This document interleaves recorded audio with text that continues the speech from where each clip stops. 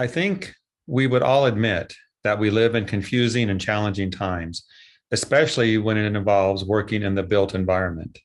The office setting is very different than it was just 2 years ago. The future is all but unpredictable for many. To discuss the topic of the built environment and what facility owners and managers need to know, today I'm pleased to welcome Chris Arlen to our program. My name is Jeff Cross, and this is Straight Talk.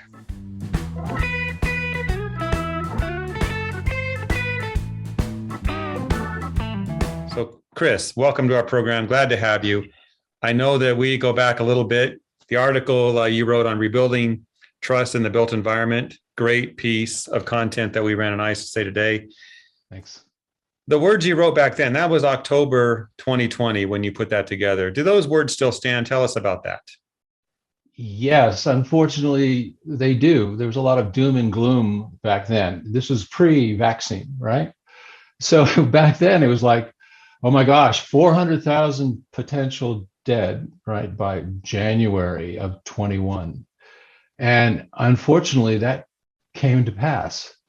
And so even in the worst case scenario, it seemed to hit it. Now we're looking at today, right? We've already passed double that, 800,000 deaths in the US. Now we're looking at 1 million deaths, probably March of 2022. So the prognosis was, I think, pretty spot on. I think the sad part was, I think the things that I proposed as prescriptions were probably overly optimistic, right? I just, you know what I mean? I think we were in it. We thought, oh my gosh, the vaccines are going to come, end of story.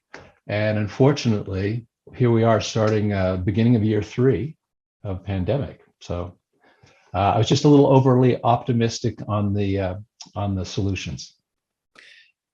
Well, pandemics aren't meant to be predicted, I suppose you could say. And how we work in buildings and going back to, I'm seeing these large corporations are now postponing their coming back, but they're still putting it out there that it's going to happen. Tell us about the position we're in now. Are we better off, worse off? I think we are way better off. I mean, we're not 2020. We are so much better off. Obviously, that's if you're vaccinated. That's if you're, as we're finding out today, double vaxxed, meaning, J&J was better than nothing, but now it shows that the double vax of Moderna and Pfizer were better, and being boosted. So now there's even talk about boosting in another 6 months. So I am double vaxxed and boosted, and in May, I don't know if I'll have the second booster, but we are far better off. We're far better off not because of just the vaccines, but we know what works.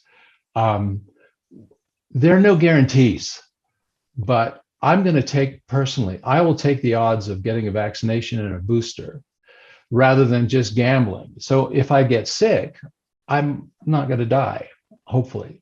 I'm not going to be hospitalized. So I think we're far better off. We know what kind of works. We do have boosters and vaccines, and the science behind the boosters and vaccines is really, they can modify it very quickly, because Omicron is not going to be the last one. There's going to be Sigma or whatever else the next Greek letter will be.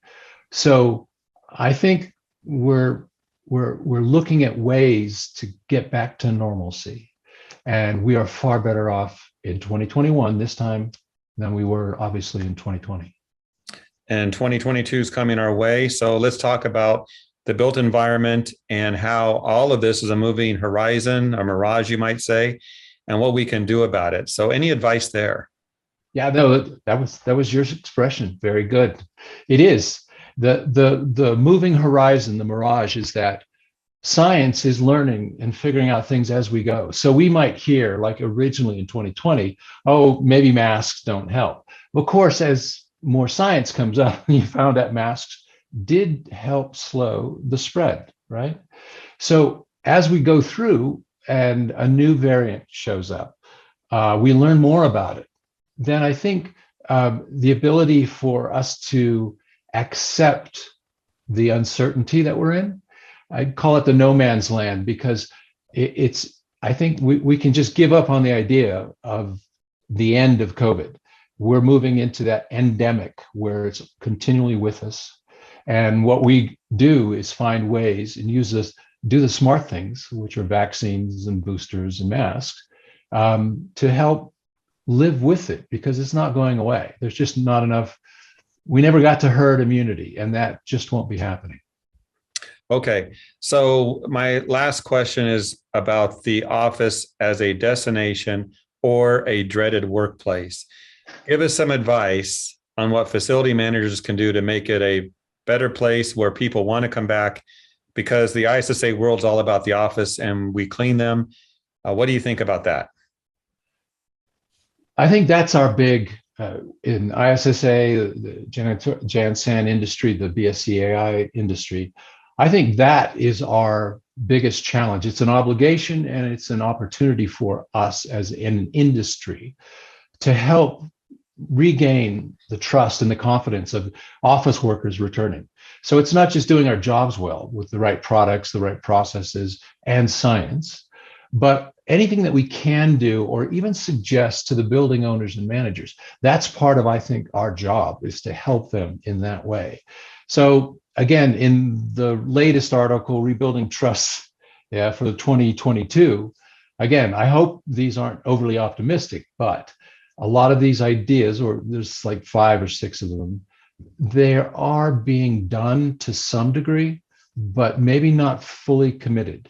One of them, I think, is really aligning the words with what an organization says. So if you're a property manager, a building owner, if you say that people are the most important asset and their health is the most important, then spend money to do it.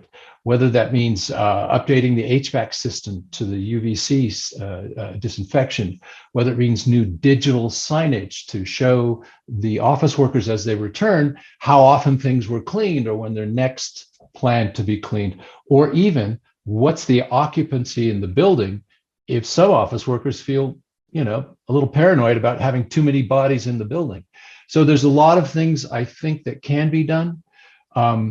The remodeling of co-working spaces, and offices used to be about density. They would optimize getting more people per square foot. Now it's just the opposite. It's looking at expanding that, remodeling co-working spaces, using technology to make more touchless interfaces, like a conference room a reservation, or a digital concierge, or lots of things that can be done, that are already in train. They've already begun, and near the end of 21. But there's still this reticence on the part of employees, office workers, to come back. And you can see that in a lot of the large employers. They say they're moving to the hybrid model, right? Some days at home, some days working in the office. But the challenge is, nobody really knows, is that 3 days a week, 2 days a week, 1 day a week? Do office buildings, do they stagger the entrance of people so that not everybody is there during normal working hours, right? You can shift them. There's a lot of things that are in play. This is the no man's land, the uncertainty that we're in. And I think that's the normal state we'll probably be in while this COVID moves from pandemic to endemic. So I think we're not yet to a place where there's certainty about how many people come into the office or what a building owner and manager should do and should spend.